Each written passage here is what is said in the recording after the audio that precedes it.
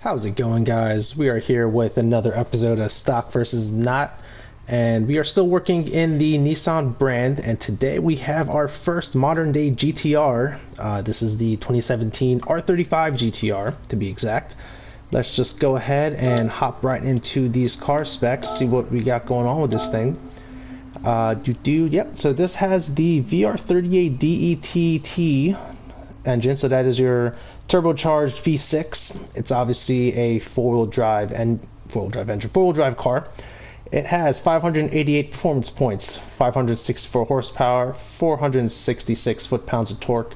GT-R has always been kind of ridiculed for its weight. It's just a little bit under 4,000 pounds, which kind of does put it up a little bit higher on the weight scale when you kind of look at things.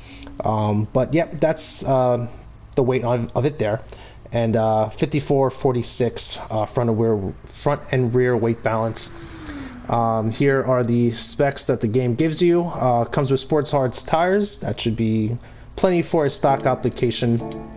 Let's see what we're looking at in the ranking board when it comes to what cars we'll be going up against.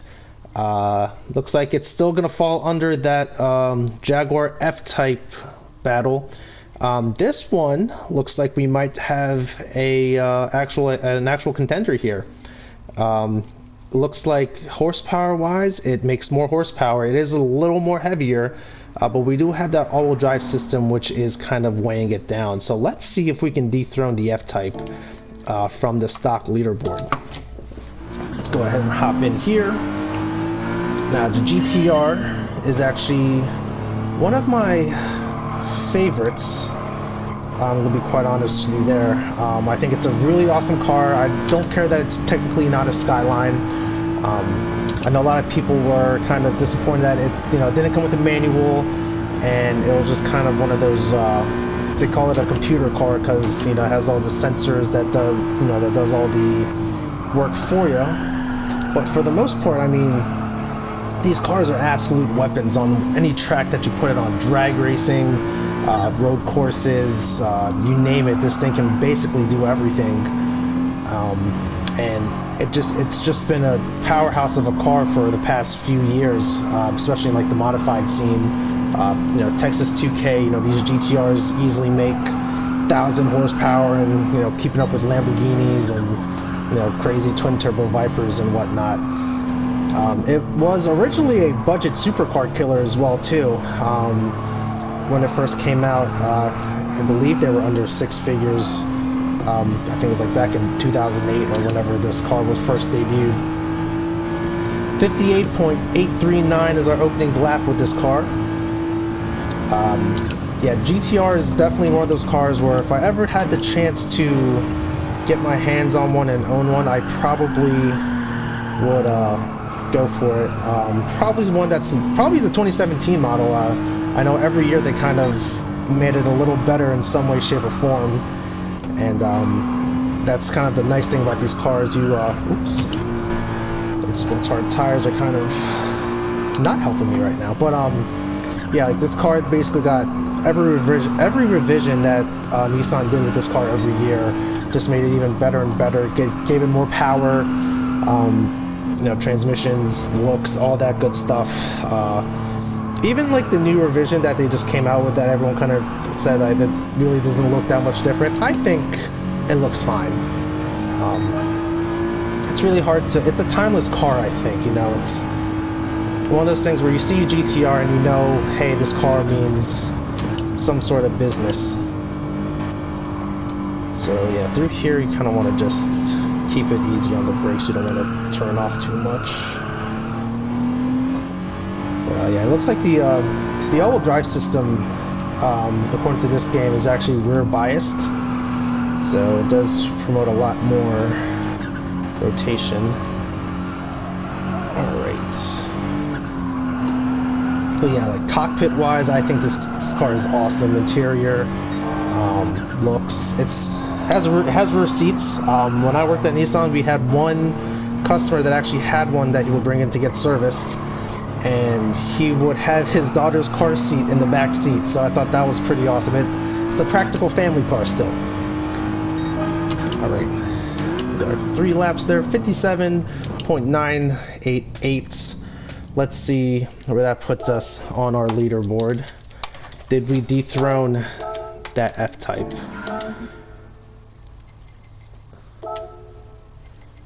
.600 performance point. Yes, we did. Look at that. The F-Type is no longer the leader of the 600 performance point stock class cars. I think that might have been our fastest stock car.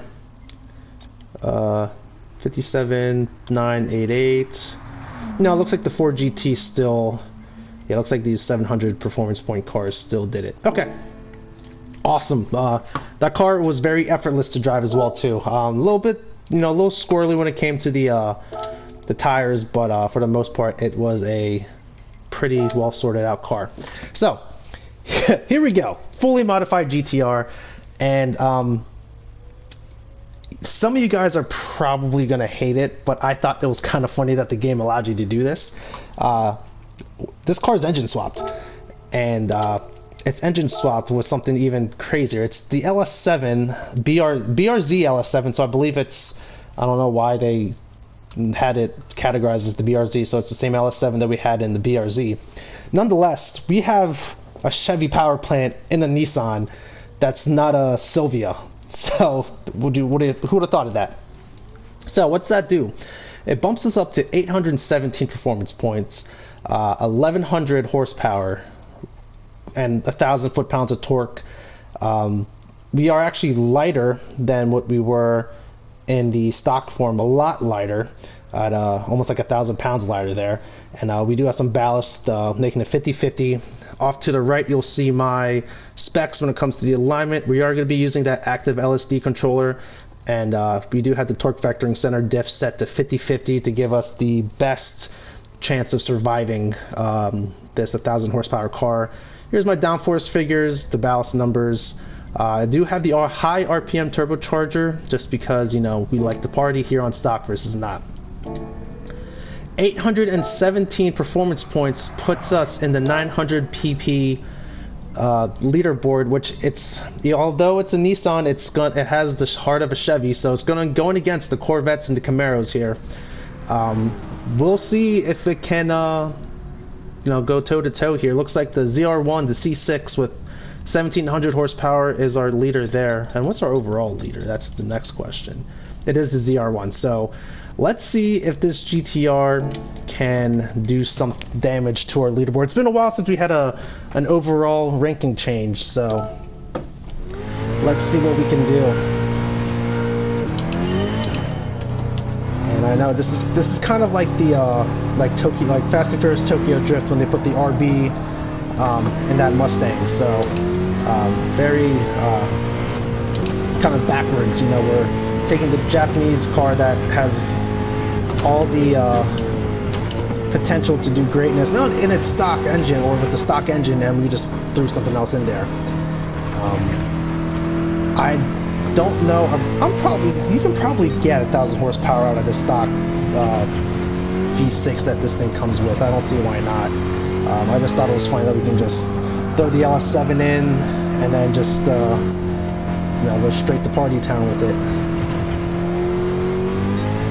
So we obviously have racing soft tires to keep this beast under some sort of a control. Let's get around this turn. Alright, this car has it in it. 58 with me kind of just messing around at the end there.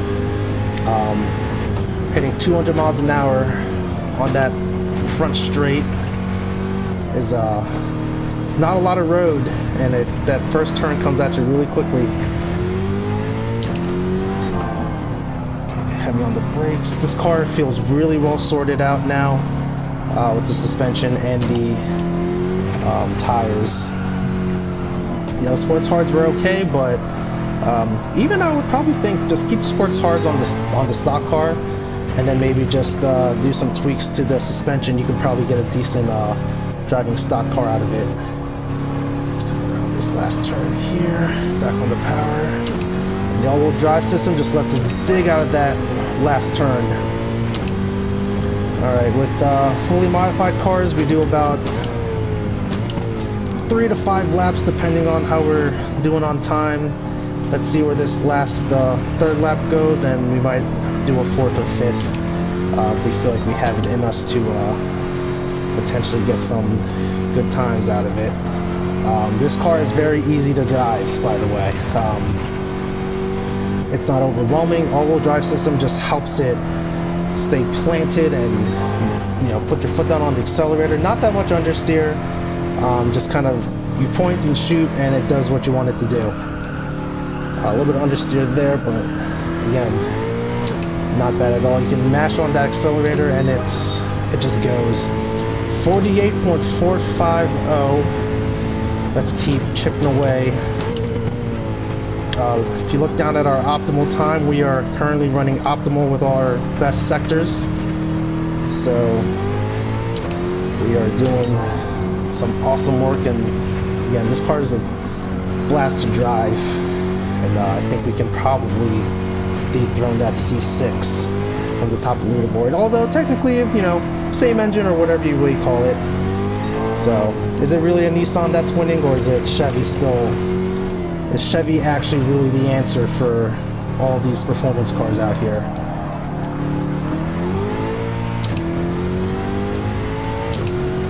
$47.658. Let's just do a lap 5 just to see what happens here. We'll just do this as a full send lap. Let's just see if we can get a little bit more aggressive on everything else and get some, cut a couple more tenths off. A little too aggressive there, it's okay. So I guess we're saying full send. So you can definitely overdrive this car if you're not careful with it. That's fine. Alright, let's come on this last turn. We're not going to break any records now, but yeah, that's awesome. Like, you can just mash on it, and like where a rear-wheel drive car would spin out, this thing is so planted that it just it hooks. All right, now time for the moment of truth. Let's see where this GT-R is at on the leaderboard. We have a new champion. Look at that, 47.658, knocking out, basically destroying that ZR1 time. Wow.